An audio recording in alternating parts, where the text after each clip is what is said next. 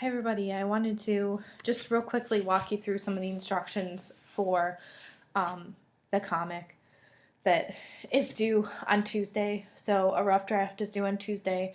Please remember it's a rough draft just like your essays were, and so you'll be getting extensive feedback from me and from your peers on that assignment. But I did just want to kind of go over some stuff quickly. So you can find the instructions for the comic under Project 3 module on Canvas and Project 3 instructions. You just scroll down to step 6, since that's where we're at. Just kind of like to think about your comic. It's helpful to kind of imagine that you and your sources are all at a party together, sitting, in the same room, and you ask your research question, and then the comic captures the conversation that happens as a result of that. People will probably be arguing, some people will be agreeing, some people's ideas will build off of one another's ideas, and then you, obviously, at this point, have ideas and opinions about, what you've read, and you'll include those as well. Your mapping sources handout should help you think about what are the issues you need to cover in the comic. Who are some people who you link together with arrows? Those would be people who will probably be in the same panel having a conversation about that issue that you've pulled out. Just a few guidelines to keep in mind for the comic. Even though it's a rough draft, you need to have all 5 of your sources in the comic talking to one another. And I specified in a thorough conversation. That means don't just put source 4 or 5 in there for like 2 seconds. They really need to be having a good, robust conversation, all 5, which is why it's important to make sure you have 5 good sources. So if at this point you're thinking maybe some of your sources aren't so great, you might want to replace them now.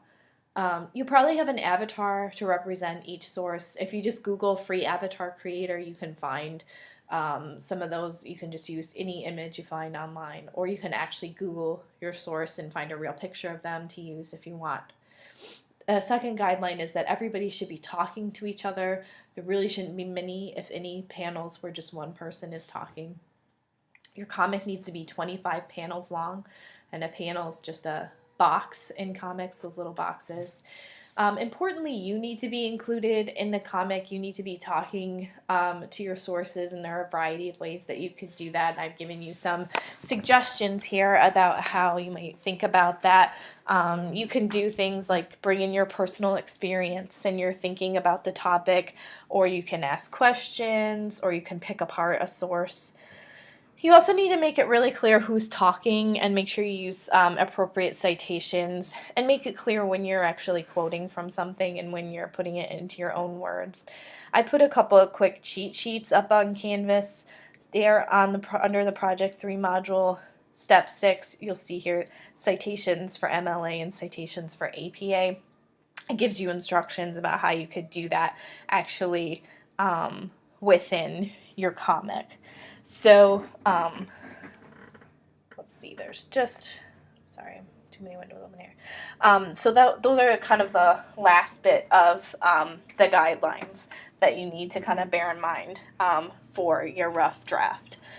So, my recommendation is to use the Comic Life app to create your comic, and I will later tonight post a quick tutorial about that if you need to reference that.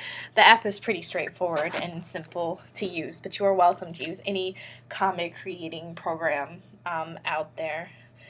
So just to take a quick look at some examples, I put, again, under the Project 3 module on Canvas, and under Step 6, you see there's 5 sample comics here. If you want to take a look at them before you get started to see what this looks like, that might be a good idea. Just to kind of quickly walk you through 2 of them. So this is one of the student comics. Here's the actual student. A lot of times students will have like this introduction panel where they sort of show us what each source looks like, but you don't have to do that, so that's just what that is.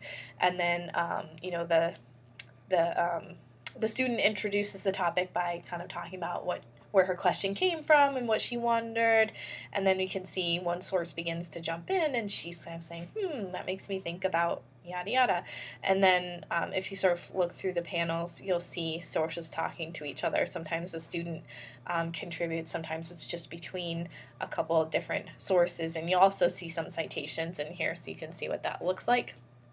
This comic's another example of that. So this person did not have a panel where they sort of introduced everybody. They just jumped right into the question and the topic and then just labeled each news source as they sort of were introduced. And here we have MLA citations, again, discussing some of the issues, and then like these people going back and forth about what they found and how it's a little bit different. To pay attention to how the students are contributing in the comics. That should give you some ideas about what you might do. So just kind of remember that, this is your rough draft. You do need to have the 25 panels, but I'm going to give you plenty of feedback about what you come up with, but just sort of give you an overview of what you should bear in mind. Definitely take a look at the student examples, I think, for inspiration.